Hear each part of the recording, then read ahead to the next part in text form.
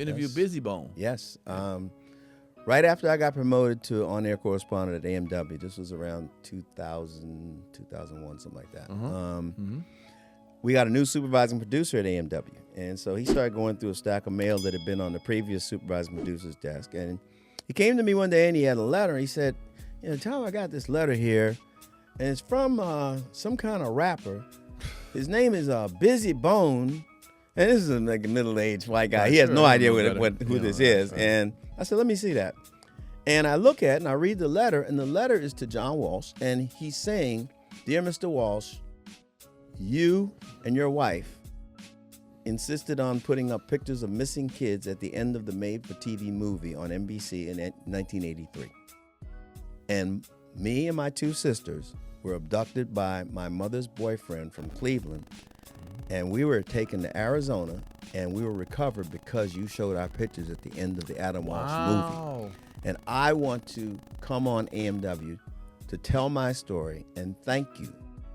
And I said to Steve, the producer, I said, Steve, he's part of Bone Thugs and Harmony.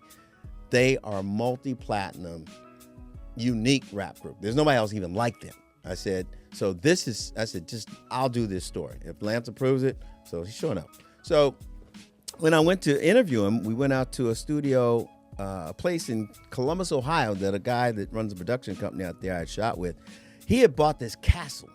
That some white-collar criminal had built a castle with a moat around it and horse stables. Damn. And so that's where I brought Bizzy to do the interview because there were sound studios and everything there. So he started to tell the story on camera about how he was abducted, how he was molested, and all of this. And he was just so genuine, and he was so grateful to John Walsh because his life, he might have never become Bizzy Bone if it wasn't for his picture being shown at the end of that movie. He might not have lived to be grown. So his gratitude was sincere and genuine, and he was the first rapper that I was aware of to come out and say I was molested. Yeah. This is 20-something years ago, and it was all in the Source. And 2000, it was all in the Source, and all the magazines picked it up, and it was just like Bizzy Bone has told his story. And at the end of the interview, he said, I want to do a song, a tribute to John Walsh. So we were there, and I started digging through the sound library in the studio looking for beats. He sat down, we got built. My friend bought some beers, and we drinking beers and sitting there, and Bizzy's writing it out. And then he writes the song, and I put the track on, and I can honestly say I produced the track with Bizzy Bone. Wow! And we aired it at the end of the piece, and it's a beautiful song because he's telling kids and people that have been molested and been through all these things, you can overcome this. God will be there for you. You go on YouTube. It's awesome. What's the name of the song? I'm trying to remember. Did it really have a name? It was just a tribute to John Walsh. It was just a thank you. I don't even think it had a name, but it's on that whole piece. The whole segment I did is on YouTube, and you can watch it. And the song and everything is at the end. We ended the show with that. And again, when it comes to hip hop, you might be the hip hop correspondent because also you covered Jam Master Jay's scenario. Yeah, I was at the funeral. I was at Jam Master Jay's funeral in New York, filming B-roll of all the other rap luminaries and celebrities and people that were there. And my buddy Hannibal, who produced the show I told you about in New York, Ghettonomics, I interviewed him about the case. But the thing about Jam Master Jay's case was, and now the Ronald Washington and the other guy are now on trial for that murder, 20 years later, basically. Yeah, but from the night it happened, the police knew who did it. Really? Yes. Ronald Washington was named and ID'd by people in the studio, but then the stop snitching thing drew everybody back and everybody shut up. Really? Meanwhile, Ronald Washington got 17 years on an armed robbery bid and was put away.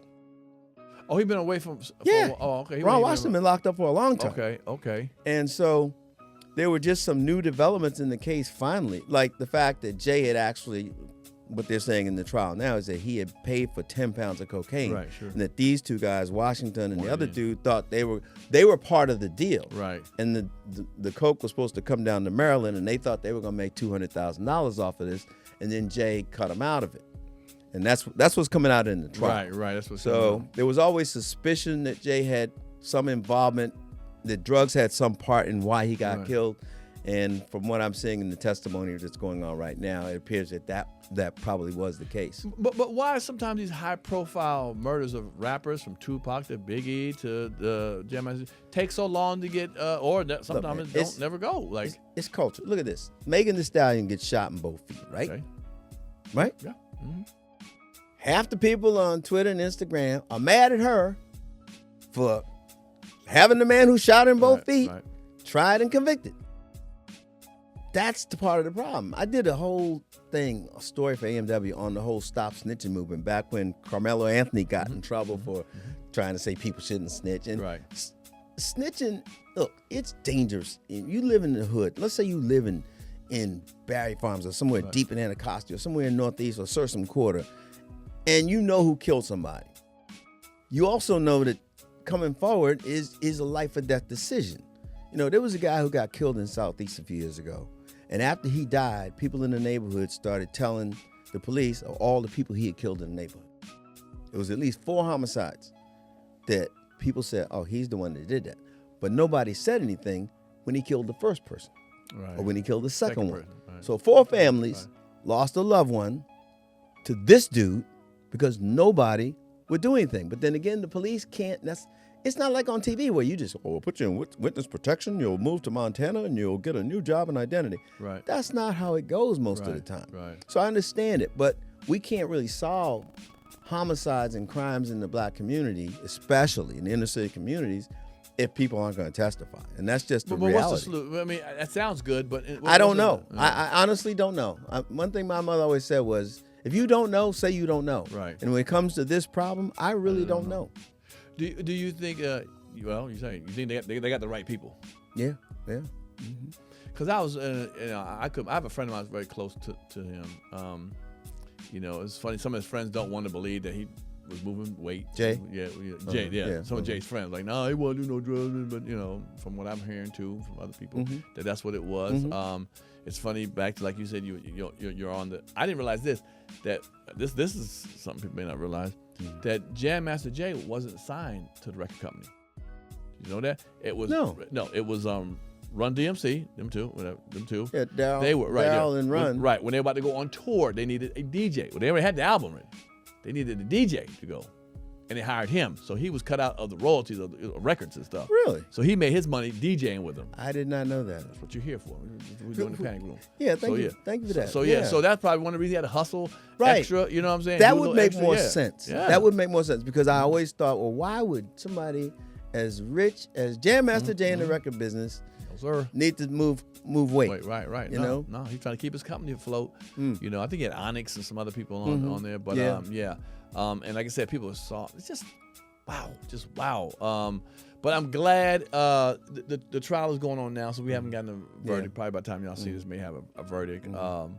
A shame it took 20 years, at least his family, Jay's family, they're having their day and they're shot at justice. And that's, for me, that's been one of the most important things in my work I've done over the decades. When I got on Live PD and I realized we have 3 solid hours every Friday, Saturday night, I said, look, can we use a couple of minutes of each show to profile missing kids with National Center for Missing and Exploited Children in a collaboration with them? Can we profile fugitives that are wanted from some of the departments that we're riding with and others, or crimes that make the news that week that are caught on tape that they're trying to catch? So during the course of the 4 years we were doing Live PD, we caught 32 fugitives and recovered something like 12 missing kids. And then they spun off a show for me called Live PD Wanted for 2 seasons. I did 22 episodes of that, profiling fugitives. So for me, trying to get people off the street that should be locked up. Right. I'm not about anybody being railroaded into jail. Sure. But if you are definitely the person that did this crime, I have no problem with trying to do everything I can with my talents as a journalist to put you in jail and get your victims justice, whatever form that comes in for them. Sure. If you like that clip, hit the subscribe button or the notification bell. In fact, why don't you hit both of them?